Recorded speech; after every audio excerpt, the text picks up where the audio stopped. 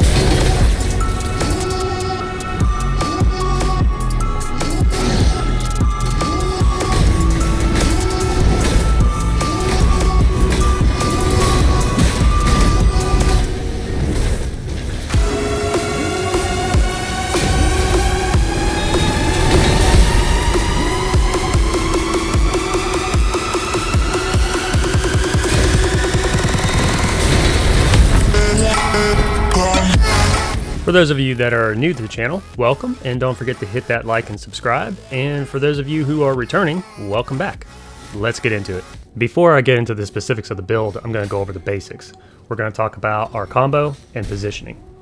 The first thing you always want to make sure that you do is you get position on the most amount of mobs as possible, because you're going to lead with a parry, and then you're going to perform a southern technique while locking onto the weak point, and you will devastate the enemy en masse. Now, as you may have noticed, I'm using a hammer, and some of you are going, oh god.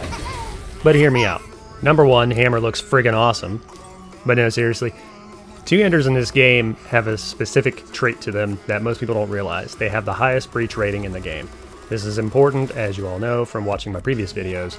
But number two, hammer does a massive AoE southern technique, which also has the ability to crit, which is important in our build, which I'll get into later. Now, with that being said, some of you might mistake this build as being a caster build. I assure you, it is not.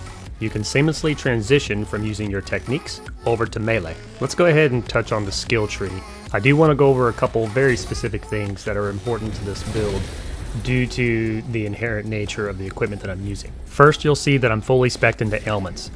Fully speccing into ailments is huge, especially in co-op play, because it provides a bonus of an extra 20% damage for each ailment on the mob.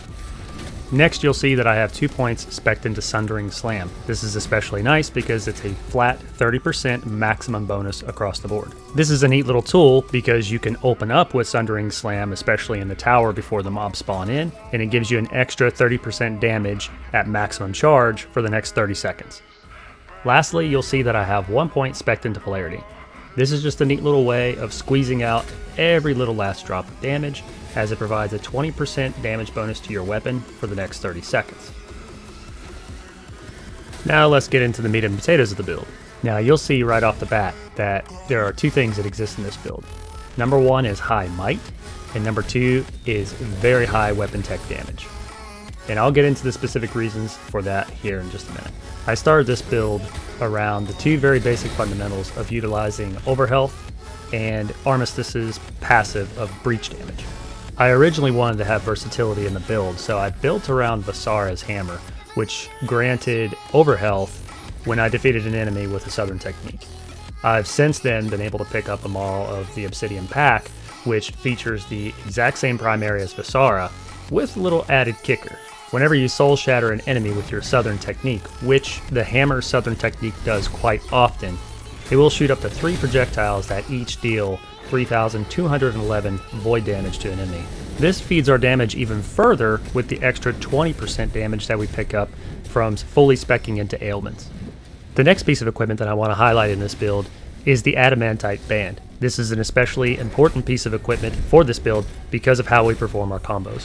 When you open your combo with a parry, you gain weapon technique charge speed for 10 seconds, and then your next weapon technique does bonus damage. This is huge, as you want to have as much weapon technique uptime and as much weapon technique bonus damage as possible.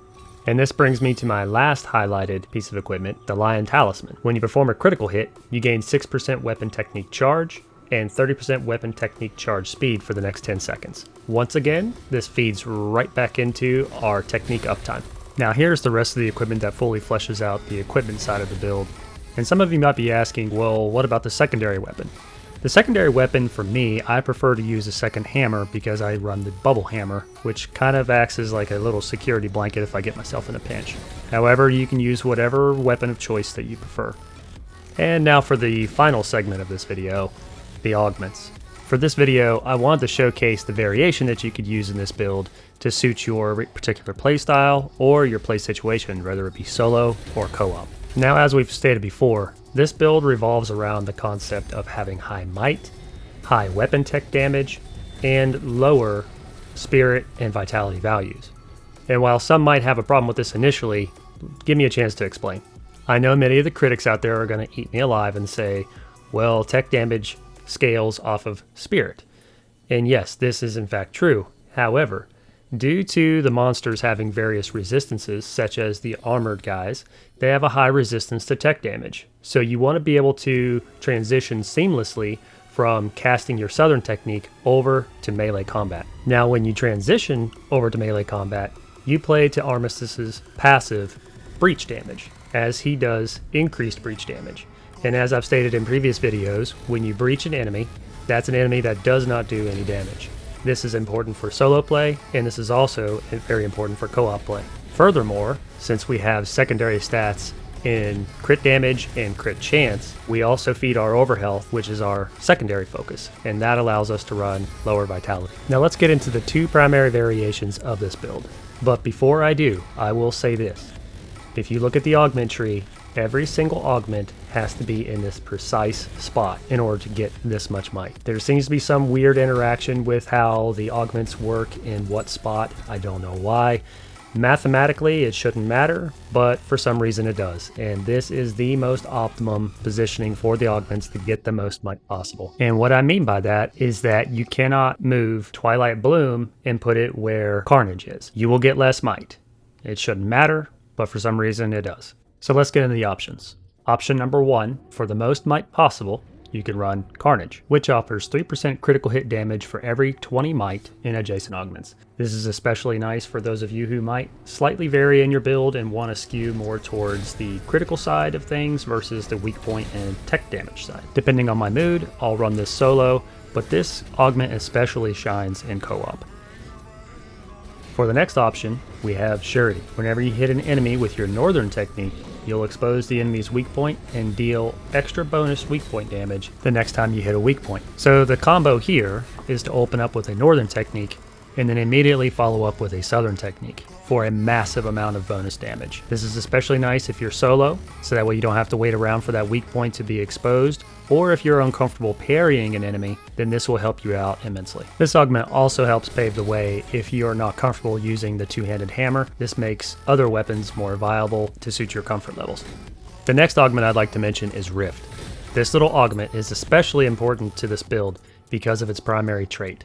It offers bonus damage for each ailment on the enemy. This is a large chunk of bonus damage in both co-op and in solo play. As I had mentioned earlier on in the video, my hammer upon soul shattering an enemy does void damage, so if I inflict curse on an enemy, I'm going to do an extra 31% bonus damage to that enemy. Also, if you're in co-op and anybody that you're playing with has any ailments that they inflict, if you inflict your ailments on top of that, that's a huge chunk of bonus damage that you now have access to. Alright everybody, so I'm going to wrap up this video by stating that this was an amazing experience. I learned a lot from the game the past couple weeks, and thanks to a lot of critical feedback that I received from the community, I was able to compile this build, which I am very proud of. If you're new to the channel or new to the community, don't forget to hit that like button and subscribe to be notified when I make future uploads of builds just like this one. I hope everyone found this video to be extremely helpful, and as always, thanks for watching.